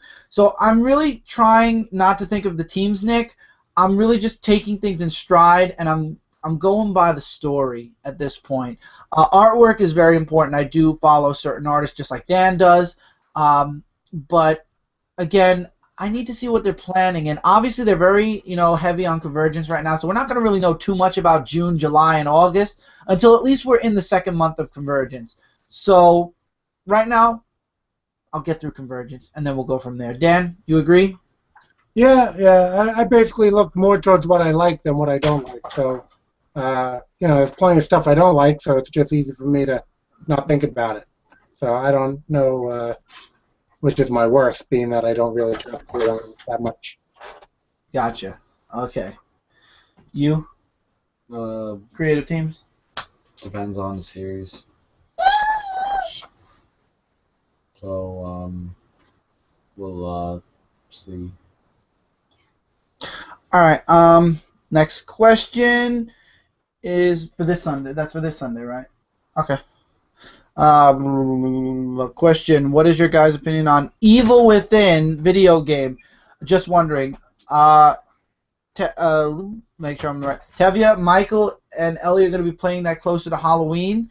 We do have it. I've heard good things. I've heard bad things. We'll make that determination Halloween. Unfortunately, Frontline Gaming Zone took roots a bit late, as in the beginning of this year, and even now we're still struggling to really build up because of, well, now that my schedule's back to normal, which I will talk about at the end of the show, things will be easier, but with my schedule being so busy at the time, it was very hard to get the site off the ground, but now that I have more time, and the cameras are a bit of a pain in the ass, but other than that, we will be moving forward with a lot of the games. That game we'll be doing in October, so stay tuned for October, and we'll cover it there. Then Tevye says, I got some horror movies. How about Sinister? Please choose this horror movie. It's good, in my opinion. We'll write it down somewhere and we'll look up Sinister then. Yeah. Worth a try. We're taking every recommendation and then we're just going by how much, we don't know when we'll do it, but I'll definitely put that one down, Tevye. How do you guys feel after Convergence, Superman wearing simple shirt and jeans? I think it's sad. His best costume change out of all of them. Oh, you think it's sad that it's the best one? We talked about this at the beginning a little bit, Jeremy, but me and Dan both say we love the S. But again, the face and the hair remind me a lot of Connor. So my question now is more: is that Connor playing Clark, or is it Clark? I mean, that is a ballpark. It's just a prediction that 99% is wrong. But the face and the way he looks reminds me of an adult version of Connor. Dan, you want to put anything more into that? Yeah, no, you said it all. We all three of us like the S shield, and it's just an edgier Superman that will be temporary. Yeah, I think all three costumes are temporary fixes. I agree with Dan. DC, especially in the past couple of years, has been ever changing. I mean, first it was Superman in the jeans, the blue shirt with the S and the cape. Then it was the armor. Now we're going back to the blue shirt with a different S, but the blue jeans. It's only a matter of time before we get another costume again. Hopefully, John Romita Jr. will be off of Superman by then, because I can't take his artwork. Dan, what do you think of John Romita Jr.'s artwork? Yeah, no, that's not been one that. You know what? He's a great artist. And he needs to be like in an indie project. So if it's his own world, his own, like for Kick-Ass or something like that, right, where you're not seeing other people's take on it. So when I see Marvel and DC characters who've been done by, Art Adams, Adam Hughes, Paul Pelletier, Ivan Reis, all these, George Perez, all these great artists whose takes I loved on them so much, then Romita just, for me, doesn't do it on those characters. So just in the way that, like, Jeff Lemire, he drew Essex County, and his art is very appropriate for that project. Do I want to see him doing a DC or Marvel book drawing? No.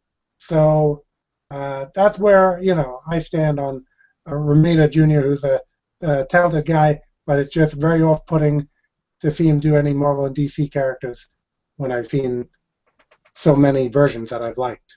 Yeah, and I gotta agree with you. I mean, Romita's artwork is really good when it's his own stuff.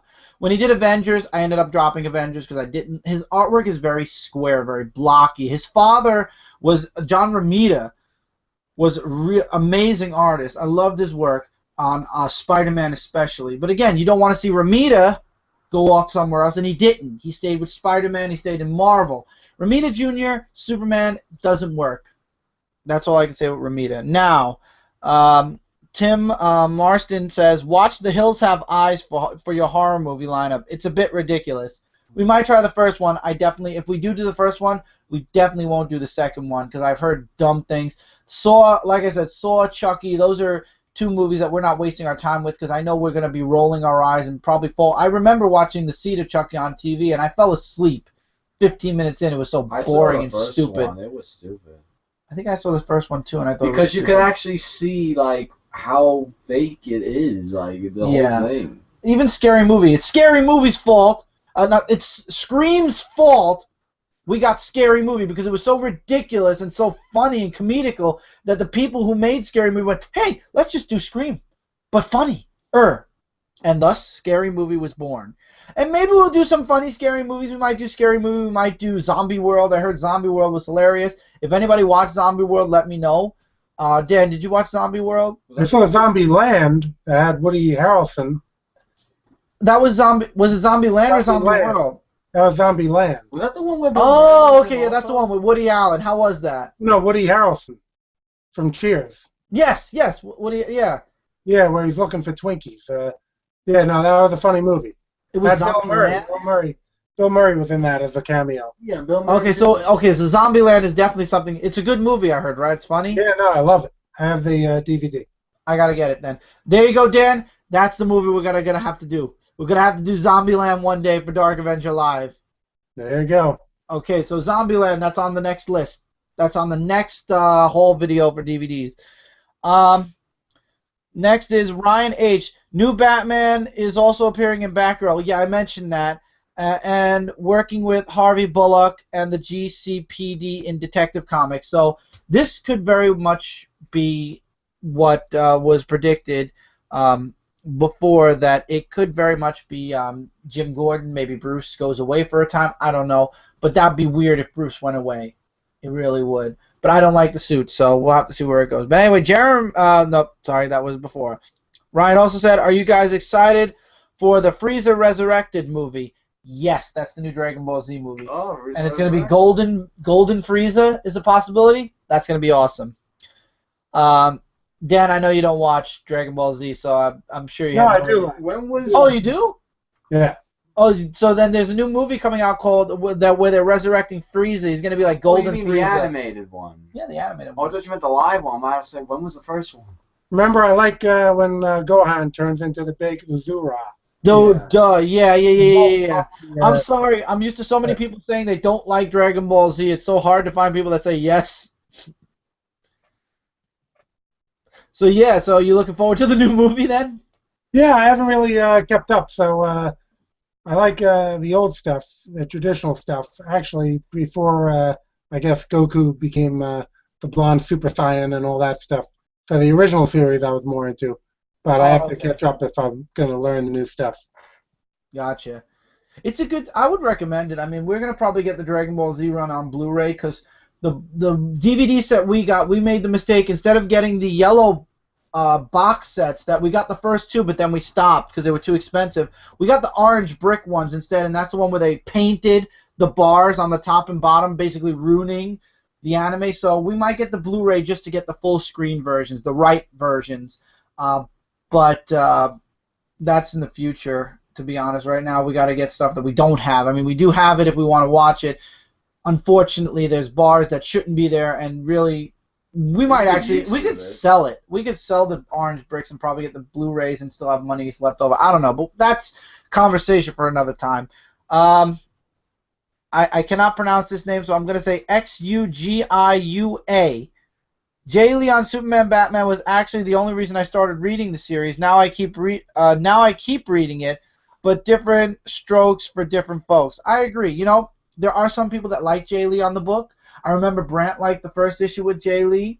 Personally, I just don't care for his art style with Superman, with his character. I didn't like it. I didn't even like... For Batman, it fit a little bit more because he's the Dark Knight, so it was a darker art, to it. With Superman, it just didn't work. It didn't fit for me. But that's just me, like you said. And different tastes for different people. And I believe that's all the comments I have for right now. I'm sure there were more. We'll load that up later. But now, on to the last comic of the night, because we are rounding out the show very soon. We have Princess Leia issue 1. This was my favorite book of the week, and I liked it. Terry Dotson's artwork was really good, and I love Mark Waid's writing. Anything that's by Mark Waid, I got to try at least one issue of. Unfortunately, I didn't jump on Hulk fast enough, so I'll probably be getting that like Dan gets books in trade. So here you go. Whoever's the lucky person who gets Princess Leia issue 1 digitally, have fun, enjoy, do a review, let us know how you like the book. But I did like the artwork in this book. I really thought it spoke to me. I love the artwork. Like the X-Wing. I love X-Wings. That's why if this Rogue Squadron book's coming out, I'll be all over that book. I'm going to be all over that book. See, you're helping someone out get that digital copy of Princess Leia. Right now there's a viewer saying, "Help me, Obi-Chris Kenobi. You're my only hope." Oh, if I was in that universe, I absolutely would probably end up being a Jedi just because. And then Michael Wong Kenobi just getting killed by. I would not be killed. I would not be killed. Well, that's how the movie good. happened. Darth Vader killed him. So, I believe we've touched on everything that we would like to. So I'm going to move over to Dan really quick for one more time. At the end of the month, you've got Argo 5 coming out. Are there any things that you'd like to share before we round out the night for Argo 5? I know you had something that you had sent to you recently that will be in the book. And you could talk a little bit more. Well, you talked about the story, so. Yeah, I do have Argo 5 number 16 coming out March 24th. And as I said, the bodybuilding comic coming out on that same day. everyone can go to the Argo Comics Facebook page and hit like over there, and you'll get your updates on when these books are released and links to where you can get them. Argo Or you can Comics. watch our indie review. You can watch our indie review, and we'll be putting them there. Yeah, that's true. I could put the links up over there as well. And yeah, argocomics.com, argocomics.com. You can always go there. You hit the shop button. That takes you to our digital store where all the comics are available. And as Chris alluded just now, actually not even in the mail because he lives nearby and we hang out sometimes. Artist Johnny Balante did work up this Blue Dynamo pinup. That's awesome. There's a little peek of that. But just giving a little peeks of stuff that's up and coming. And do you want me to give a little peek of the other artwork? Not yet. Not yet. Hold off on that. But yeah, that pinup will be colored, digitally colored. The Blue Dynamo one included in the Argo 5 issue 16. What I usually do is in the back of each book, I'll have industry pros or just artists who I come across who I really love their work. I'll have them do a pinup of each of the characters. Well, different artists for each character. And I always like to include that for people to see different takes on the characters. So all the past issues of Argo 5 have that. Next one will have that. Yeah, you had Terry Dotson. As a matter of fact, I don't know if there was one or two, but I know I remember seeing one Terry Dotson, what do you call it, picture in one of the books. Terry Dotson had a Gladiator pinup in Argo 5 number 0. Mm-hmm. And in the last issue of Sorority of Power, I believe it was number 8, we had a Terry Dotson pinup in there as well. And now he's doing Princess Leia. Yeah, so I mean, I'm a big fan of a lot of these artists, as people who have seen my whole video know, and I always seek them out if I can get them for publication. Seek these people out to have renditions of my characters for everyone to enjoy. Really quick, in Future Sight, are there any other books that we could look forward to in the coming months? Yeah, the Argo 5 number 17 will be hot on the heels of number 16, since that is completed. Okay. And then there might be a small gap between 17 and 18 just to get the Kickstarter collection of the trade done. So as people can be confident about the fact that these issues 0 to 5, have been completed, so it'll make the trade very easy to put together. But again, my comics at this point, print on demand, that price point is going to be too expensive for a trade paperback, so I'm going to need everyone's help as far as being able to put it together as a trade paperback that's affordable for everyone to be able to pick up. Right, and we will definitely be covering that when the Kickstarter is before the Kickstarter, during the Kickstarter. Hopefully when you launch it, it'll be during one of the 4 weeks that you're on the show. So this way you could be here and we could talk about it. Maybe you could launch it actually on a Friday. This way we can talk about it the day you launch it on the live show.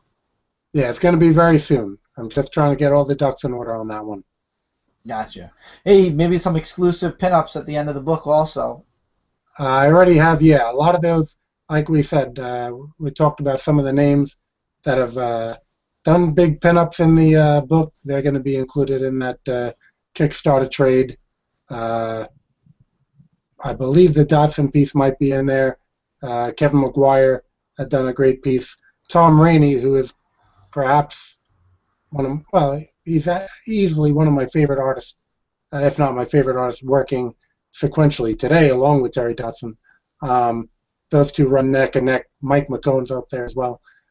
Nick Bradshaw actually is a great artist who I've yet to encounter, so perhaps I can try to get something from him in the future. But these are, giving you an idea of the type of artist I gravitate towards. Yeah. Hey, if I see Nick Bradshaw, I'm gonna get him to. I'm gonna see if we see him at New York Comic Con Special Edition.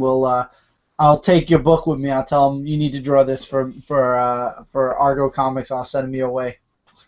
Yeah, no, if that can get accomplished, that would be really something. I'm sure, as with most artists at New York, even special edition, it's the type of thing where you got to be lined up a half hour before the show, standing there for quite a while, Yeah.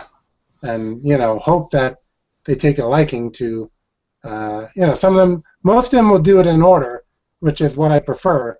On occasion, there'll be an artist who says they reserve the right to jump around the list, which I don't do that when I'm at conventions doing a sketch list. I go in order that I received the list. I'm not even going to put a preference on someone who's just there for Saturday and not coming back Sunday. I have to go in order just in the sake of fairness. So, I like it better if an artist does that. But again, they're very popular, very in demand. So sometimes they do it in whatever order they feel. Gotcha. All right, now I'm going to tease something. This is my last tease of the night. My only tease of the night, actually. And next week is Hall of Toys. The week after is Epic Rewind. On the next Dark Avenger Live, which is the first week of April, I will be revealing one of the many things that I'm not allowed to talk about. Well, this I am allowed to talk about. This is something I've been planning for a while. And a lot of people already know this, but apparently I didn't state it, so people are still asking me. So the first week of April on Dark Avenger Live, I will be making a personal announcement. And Dan, you can show the teaser if you'd like, because Dan actually did a really awesome drawing of the teaser. Yeah, I was actually, as I said, warming up one day and figured let me give Chris's character a shot there. So that's your teaser. That is your teaser.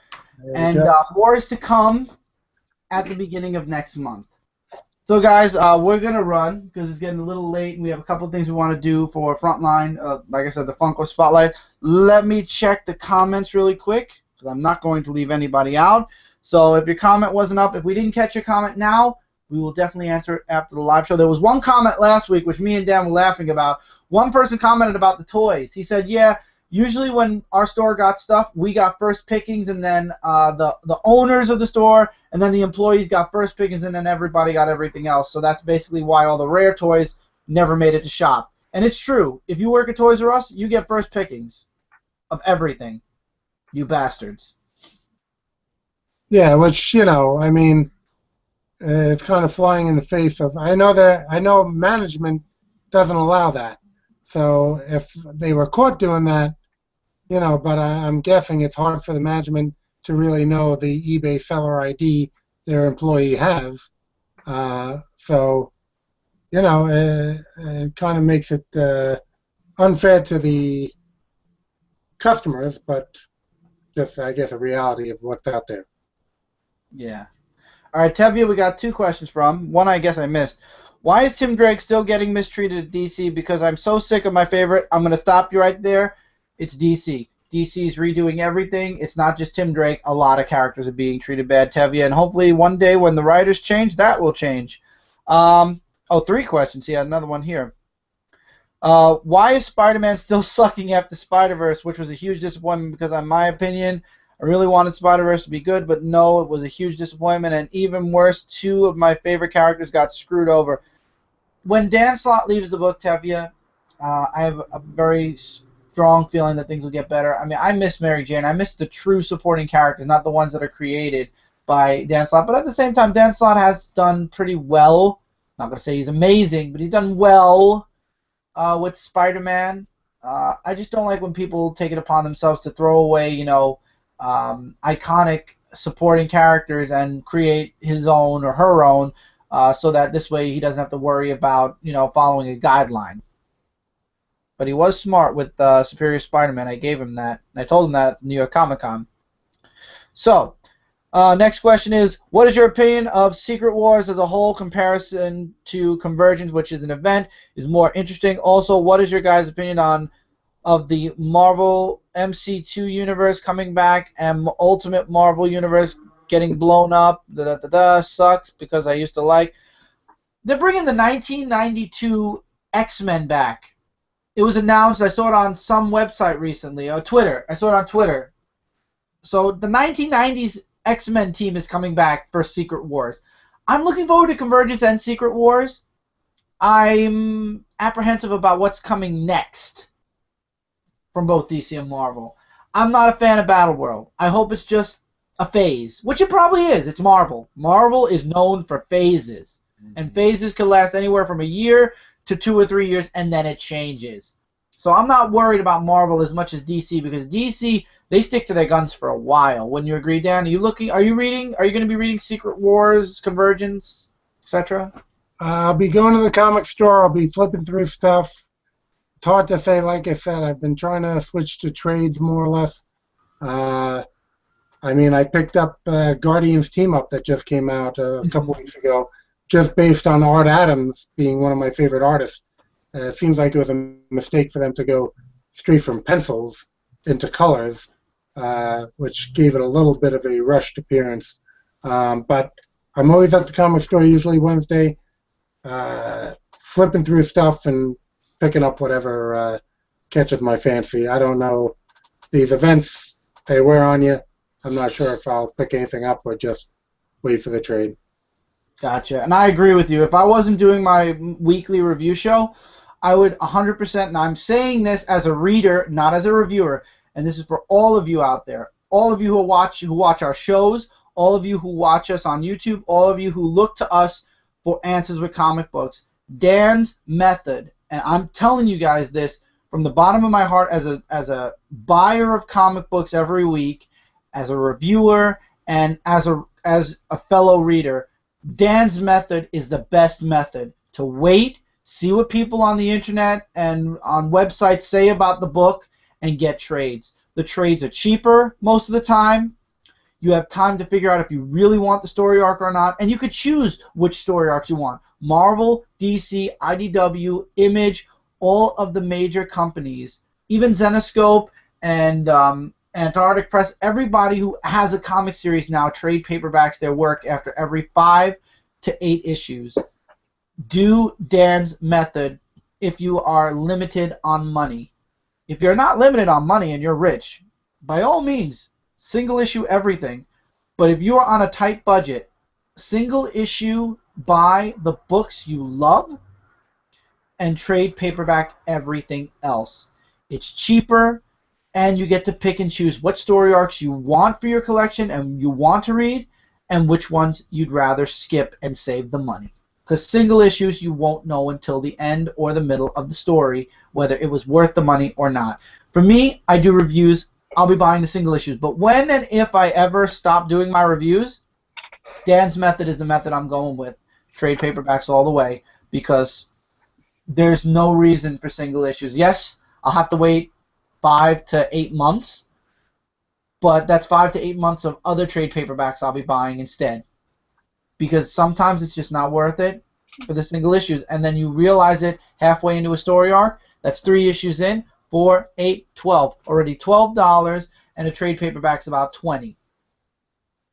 Yeah, beyond that, if you're also limited on time, because yes, I mean, I just have so many books to read, so many trades and floppies for years and years that I just, you know, I work full time. I have plenty of things to do, so I don't always get to read everything as it's coming out. So I have thousands of comics to read. There's really, I'm years behind on some books, so it doesn't really matter to me. If I always flip through them, read certain passages to kind of figure out what's going on currently, but it doesn't make sense for me to have to pick up the new floppies all the time when I'm not really getting to them. And I read so many independent titles that aren't going to perhaps be put in trade. So I just read this 4-issue series that came out from a friend of mine, the 4 Horse Femmes. I ordered it on Indie Planet. Indie Planet is where I distribute my own Argo comics. So I shop there, get these Indie Planet books that I like. So they're all not trades, they're floppies. There's going to be the odd Kickstarter book that I'm going to order as well. So there's plenty of new releases for me to keep buying and try to keep up with right now I've been reading the Love and Rockets trades that I fell off on years Gold ago. Digger. You read Gold Digger also, I know that. Gold Digger, yeah. So I mean, there's plenty of books for me to keep up with. Marvel and DC is not the be-all, end-all of my world, so I'm fine with waiting on trades on those because I'll never catch up. I'll never catch up with all the books that I have to read. So why not wait for the trade? I agree with you, and that's exactly the method I'll be doing if years from now I stop doing reviews, which I don't think I ever will. But if I ever need, to economize more of my money, I'll probably end up getting a lot of stuff in trade. It's true, and thank you. And probably the rest, I'll single issue the books that are important to me. Superman, riding out the storm till things get better, and trade paperback everything else. There's one more comment, and I want to get to it. I'm sorry if you commented now, it's not going to range through on here because it only shows when I clicked it. But Jeremy, how do you think Scott Snyder will end Endgame since he said it's his last time working on the Joker? I don't know, but I don't like. I mean, I love Snyder's writing, but I don't like that he gave the Joker such a mythological kind of supernatural-esque kind of background. Joker was a simple character. He was a Red Hood. He got pushed into the vat. He became Joker. He went nuts, and Batman became his enemy, whom his arch rival, basically. And without Batman, there is no Joker. Without Joker, there's no Batman, they claim. That's the Joker I like. I don't like this whole Joker's been alive for hundreds of years. There's always been a Joker. He's immortal. He's this. No. No, no, no, no, no. He can die. He's a mortal man that Batman refuses to kill, not that Batman can't kill. Okay? So I don't like that aspect. But at the same time, I am liking Scott Snyder's run on Batman, but I probably will stop the run once Chappie Batman starts up because I don't think I can live with that. Dan, do you read? I don't know if you're a Greg Capullo fan or if you're a Scott Snyder fan. Have you been reading Batman? Yeah. I haven't been up to date on the reading, but I am buying, knowing that, I do like Capullo's work. Yeah. I love Greg Capullo's artwork. He's the reason why I jumped on because I didn't know Scott Snyder very well when Batman started. So I jumped on because of Capullo, and I'm glad I did. It was a really good run, but I don't know what with this new status quo of Batman. Let's see who the Batman is, and even then, I don't think I could live with the mech suit Chappie. Anyway, that's all we got for this week for comments. If you left any comments after the comments we read, we will answer your guys' comments in the comments below, or we'll even talk about it in 3 weeks. Remember, in 3 weeks, I'm going to have a major announcement. It involves a picture Dan showed, and it involves Epic Story in a way. There's another teaser for you. Look forward to the search for the scariest movie in America, or we'll title it maybe Horror Corner. Horror Corner was a very popular title, I would say. Or we'll just, we'll start up a movie review series, and we'll just be covering the horror movies in it. And if anybody else on Frontline would like to cover movies, they can. So it's an open movie review, but we'll have to find a way to distinguish that it's the horror search that we're doing. We'll figure out a title for it. If you guys have any ideas, any cool suggestions, let us know in the comments below, and we'll consider it. The Hills Have Eyes, we'll consider that movie. Zombieland is now a movie we must get, because I believe, Dan, next week also. Because this is the second to last week Dan will be able to come on live. So when Dan comes back in another 4 weeks, maybe we'll pick one of those shows and do Zombieland. So sounds good. We'll see. Dan, do you have anything you'd like to say in closing? Any things you'd like to promote? Any videos you'll be doing? Stuff like that? Well, like I said, I did the review videos. Just got to get them posted for, as I said, the 4 Horse Films. I got around to that Birthright comic. The trade, yeah. The trade came out, so I just delved into #1 to see if I was going to pick up the trade. And as I said, Essex County, which found to be a great read. I'm trying to think. I already put up one of these reviews. Maybe it was the 4 issues of Saga is the one that I posted already. Yeah, I gotta get that. I gotta get Saga's big trade paperback, and then I gotta get volume 9 and 10. I think is out now. These first 4 are the only ones that are out. So then it's that one, the fourth one I have to get, because the first big one is the first 3 volumes. Then it has to be volume 4. Yeah, that's the one I probably have to get. And I also did a review of Manifest Destiny, first 2 trades. So just got to get those posted up, and you'll see what I've been reading about. Also, Love and Rockets. No, I think I already posted the Love and Rockets. I was reading the 4th trade or 5th trade, and I think I put up that one so far. Awesome. And for us, same as always, we'll be doing some individual reviews on Frontline. Frontline Gaming Zone will start up again. We'll start up again probably next week. I'm back into that I'm back on my old schedule, everybody. That's the biggest news of all, and that's great because I've sat down this past week, and with the extra time I've had, I've been sitting down and assessing everything that's been going on, everything that I've been planning and setting up for in the past couple of months. I got some revamps, redos coming up. I got some really great stuff that I've planned 8 months ago that I haven't been able to do. Lots and lots of stuff that I'm really trying to condense and I want to release in a nice, stretched out, fashion, especially with Convergence and Secret Wars coming. Obviously, those are going to be first and foremost on Frontline, but I've had a lot of ideas and a lot of things that I'm going to start working on. Frontline Gaming Zone is going to definitely take off again. We're going to have lots of stuff on there. We're going to have lots of fun. Just lots of stuff in general for every channel. The whole video, God willing, will be tomorrow if Mike gets his books, and we got lots of DVDs to show. Remember, they're good movies, bad movies, and in-between movies. So don't write on the haul video. Well, I'm going to say it again on the haul video, but don't write on the haul video. Chris, blank number 3, that was the worst movie ever made. I know. I purposely bought it. Some of the movies were $5 on Blu-ray. Okay? $5. How can you turn down a $5 movie? Good or bad? It's not like I bought the Mario movie. Although it would be a nice idea for a horrible movie. But beside the point, I didn't buy the Mario movie. But I'm just saying, there are bad movies, but people buy bad movies sometimes to watch bad movies. So, but beside the point, you'll see all the movies that we got so far on the haul. We'll have more movies as time moves forward. We will take both The Hills Have Eyes and the other one, I forgot what it's. Sinister. And I'll put those on the wish list. Zombieland is definitely going on the priority list. And we'll see where it goes. We will see where this goes. We're going to have a lot of fun.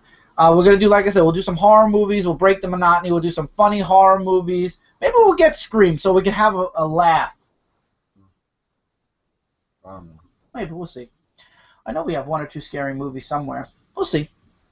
But until then, everybody, thank you for sticking around. Remember, next week on Zone 4 Podcast YouTube channel, we will be doing Haul of Toys. Brant will be posting on Twitter about that. Unfortunately, Brant couldn't make it tonight. Again, guys, he's very busy. And I'm sure if he could have made it, if he had the time, he would have definitely made it. We all have busy schedules right now. It's a very busy time of the year, especially for Brant. Brant works in comic books as we speak, and this is, everybody's gearing up for special edition. San Diego's coming up soon. This is the month. Yeah. This is the heavy. This is tax season, and it's also heavy comic book work season. So that's what it is. And I know that once things lighten up, Brant will be back. So Dan, as always, it's an honor to have you on the show with us. We're going to have lots of fun in future shows now, I guess. We're going to have lots of nice movies to watch and stuff to talk about. I did forget to mention the cons that I'm going to gear up for. Go for it. East Coast Comic-Con at the Meadowlands and Eternal Con right here on Long Island. So anyone who's looking to get a pre-convention commission to be picked up at those shows, you can feel free to contact me through the Facebook. Or actually, I have a YouTube channel now. Argo Comics is the YouTube channel. So either one of those is a way to get in contact with me as well. Awesome. So if anybody's going to be at those 2 conventions, you know where Dan will be. He'll be under the Argo Comics banner. And unfortunately, we're not going to see him at New York Comic Con Special Edition, but there's always New York Comic Con in October, where we'll definitely be seeing Argo Comics back there. Yep. So, as always, guys, we love you. Thank you guys for sitting with us again on this awesome live show. any suggestions? Because I notice a lot of you guys pop on at around 10 o'clock. If you'd rather we start the show at 10 or like not 10, maybe 9:30 instead of 9 o'clock, let me know in the comments if later is better for Fridays. Because I notice a lot of people weren't on at the very beginning, and then from the middle to now, I know all of you guys are popping on. So let me know if the 9:30 would be better for you guys. Maybe we'll push it to 9:30, the start time to record. But 9:30 would be the latest because we don't want to go all the way to 12 o'clock. It's already almost 11:30. And, like I said, we got a couple of videos we want to do on Frontline before 12 o'clock hits the West Coast. But we have a couple of hours extra for that, so that it'll still be up on Friday the 13th somewhere. So thank you all so much for being with us. We love you guys. Your comments are the most important thing to us.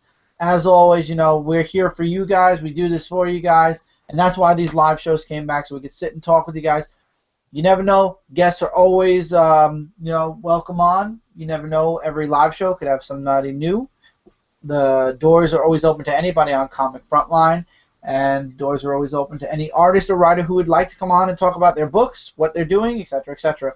So hopefully we'll have that in the coming months. Dark Avenger Live is definitely back to its, geared up to where it's been. It's a podcast is back to being a podcast, and we're still working on the details for that show. And Epic Rewind will be the gaming stuff. Once we get back to gaming, we'll have lots to talk about on Epic Rewind Live. So we're going to have lots of fun with all the shows we have. So once again, guys, thank you so much for sticking with us this late. And we will see you guys on Dark Avenger Live in 3 weeks. Next week is Hall of Toys. The week after that, we come back to my channel for Epic Rewind. So lots of fun stuff coming out. And Dan hopefully will be, if we do end up doing Hall of Toys on in the middle of the week instead, we might do a shorter version of Dark Avenger Live on Friday, because I know Dan is only available on Friday, if I'm correct, right, Dan? No, it's just dependent on the weekly work schedule. So okay. we can talk offline and figure it out. Gotcha. Okay, sweet. So we'll see how that goes. But until then, guys, take care, keep reading, keep collecting, and we will see you guys really soon in the next video. Have a good night, everybody. Take care. Take care.